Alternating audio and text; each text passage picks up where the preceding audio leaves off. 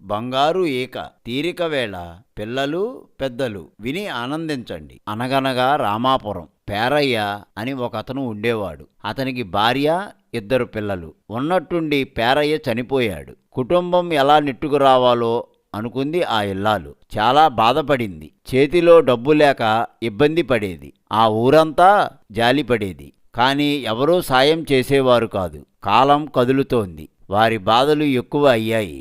పేరయ్య బతికి ఉన్నప్పుడు పొలం పని చేసేవాడు. చీకటి పడగానే అక్కడికి ఓ వింత పిట్ట ఒకటి వచ్చేది. దానిని చూసిన వారెవరూ లేరు. ఓ రోజు అది అతని కంట పడింది.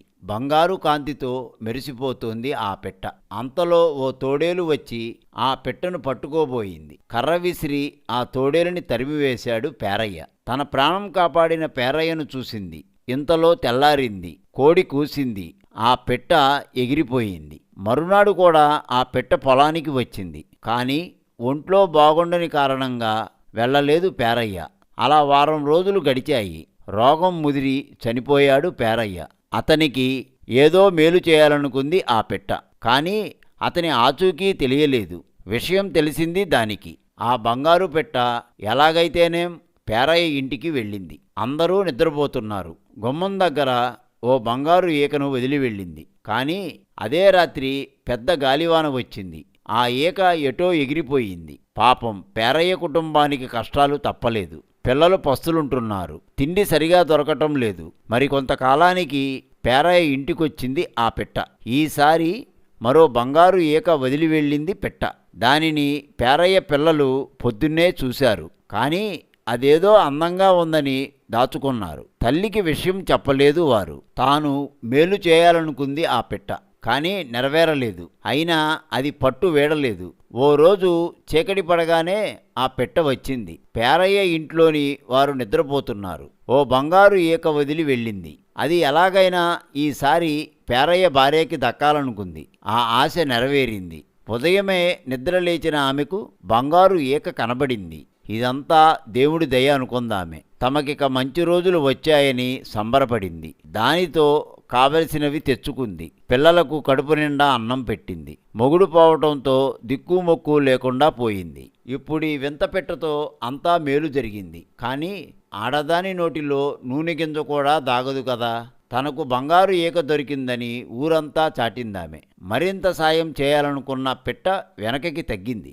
ఏం చేయటానికి పాలుపోలేదు. ఆ బంగారు ఈక అమ్మగా వచ్చినది అయిపోయింది. మరలా ఆ కుటుంబం వీధిన పడింది. చూశారా, తెలివిలేని వారు అలాగే నడుచుకుంటారు. తమకు లభించిన అవకాశాన్ని జార విడుచుకుంటారు. కానీ వచ్చినది ఎవరో కాదు, తెలివైన పిట్ట.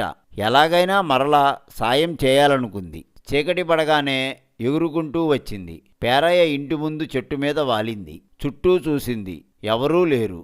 ఈకను నేలకు విడిచింది. అంతే, పొరుగింటి వారి తలుపు ఆ సమయంలో తెరుచుకొని ఉన్నందున అది ఆ ఇంటిలోకి ఎగిరింది. వెంటనే ఆ పిట్ట తన ఈకను నోటకరుచుకుని ఎగిరిపోయింది. ఇంటి చుట్టుపక్కల వారు ఆ పిట్ట రాక కోసం తెగ చూసేవారు. రోజులు గడిచిపోతున్నాయి. ఆ పిట్ట జాడలేదు. అందరూ దానిని మరిచిపోయారు. అప్పుడు మరలా వచ్చింది పిట్ట.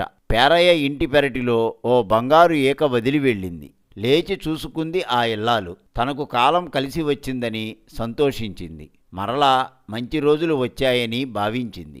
ఆ ఈకను ఇక ఆ ఊరిలో ఎవరికీ అమ్మలేదు. మూడో కంటికి తెలియకుండా పొరుగురు వెళ్ళింది. ఆ ఈకను ఇచ్చి కావలసిన సరుకులు తీసుకుంది. ఇంటికి వచ్చింది. పిల్లలు పెరుగుతున్నారు. కుటుంబం గడిచిపోతోంది. మరునాడు కూడా ఆ పిట్ట మరో బంగారు ఈక వదిలి వెళ్ళింది. దానిని కూడా తీసి దాచిందామె. ఆ తరువాత మరో ఈక దొరికిందామెకు. ఇలా వారం రోజులు జరిగింది. ఇక పేరయ్య కుటుంబం బతుకు తెరువుకు డోకాలేదు. అంతా బాగుంది. సరిగ్గా అప్పుడే ఆ ఇల్లాలిలో పేరాస కలిగింది. ఇలా ఎన్ని ఈకలు రోజుకొకటి పోగు చేసుకునేది? ఇన్ని బంగారు ఈకలు కలిగిన పిట్టను కనిపెడితే సరి. దానిని పెంచుకుంటే జీవితమంతా చిక్కులు తప్పినట్టే కదా. పైగా ఆ ఈకలతో ధనవంతులం కూడా కావచ్చు. ఈ ఆలోచన రాగానే ఆమె రాత్రిపూట నిద్రపోవటం మానివేసింది. మాటిమాటికి బయటికి తొంగి చూసేది. ఆ వింత పెట్ట జాడ కనిపెట్టాలని ఆరాటపడేది. ఆమె కంటి మీద కునుకు లేదు. ఎలాగోలా ఆ పెట్టను పట్టుకోవాలని ఎదురు చూసేది ఆమె. ఓ రోజు పిట్ట ఇంటికొచ్చింది. ఈక వదులుతుండగా ఆమె తలుపు తీసింది. అంతే, అది ఎగిరిపోయింది. ఆ తరువాత రోజు పిట్ట రాగానే కిటికీ తలుపు తెరిచి చూసింది. ఈక వదలకుండానే వెళ్ళిపోయింది ఆ పిట్ట. ఆ రకంగా 2 ఈకలు పోయాయి. అలా జరిగినందుకు చాలా దిగులు పడిందామె. దురాశ ఎంత కొంప ముంచుతుందో తెలిసిందామెకు. పేరాశకు పోకుండా ఉంటే ఆ 2 ఈకలైనా లభించేవి. మనుషులెంత దురాశపరులో కదా అనుకుంది ఆ పిట్ట. చివరిగా మరోసారి సాయపడాలనుకుంది ఆ పిట్ట. మరోపక్క ఆమె ఈసారి పిట్టనే పట్టుకోవాలనుకుంది. ఆ ఈకలన్నీ పీకివేయాలనుకుంది. ఊరందరిలోకి ధనవంతురాలు కావాలనుకుంది. అది మొదలు ఆమె నిద్రపోవటం మానివేసింది. ఆ పిట్ట కోసం చూసి చూసి నీరసపడింది. ఓపిక పోయింది. పెద్ద వయసు వల్ల ఆరోగ్యం చెడింది. మంచాన పడింది. రోగం ఎంతకూ తగ్గటం లేదు. అయినా ఆమె చూపులన్నీ పిట్టమీదే. ఎప్పుడెప్పుడు దానిని పట్టుకుందామా అని ఒకటే ఎదురుచూపులు. తమ తల్లి చిక్కిపోవడం చూసి పిల్లలు బెంగపడ్డారు. ఉన్నంత చాలు కదా చెప్పి చూశారు. ఫలితం లేకపోయింది. ఆమెకు ఆహారం కూడా రుచించటం లేదు. రోజులు గడుస్తున్నాయి. కానీ ఆమె దురాశ వలన రోజు రోజుకు కుంగిపోతూ ఎదురుచూస్తూ ఎవరితోనూ మాట్లాడడం లేదు. అందరూ నడమంత్రపు సిరి అని ఆమెను ఏసడించుకుంటున్నారు. ఆమెను చూసి జాలిపడింది పిట్ట. ఓ తెల్లవారుజామున ఆ ఇంటికొచ్చింది.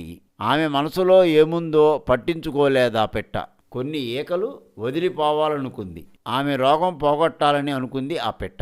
వచ్చి వాలింది. చూసిందామె. ఆయాసపడుతూ వెళ్ళింది. దానిని పట్టుకుంది. ఈకలు పీకటం మొదలుపెట్టింది. చేతి నిండా వచ్చాయి. అయినా ఆమె సంతోషపడలేదు.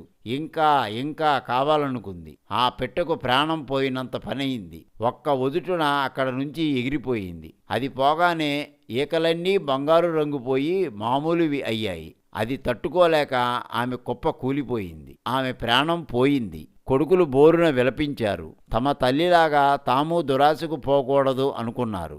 ఆశకు అంతూ పొంతూ ఉండకపోతే ఎలా? దురాశ పడితే మిగిలేది బాధలే.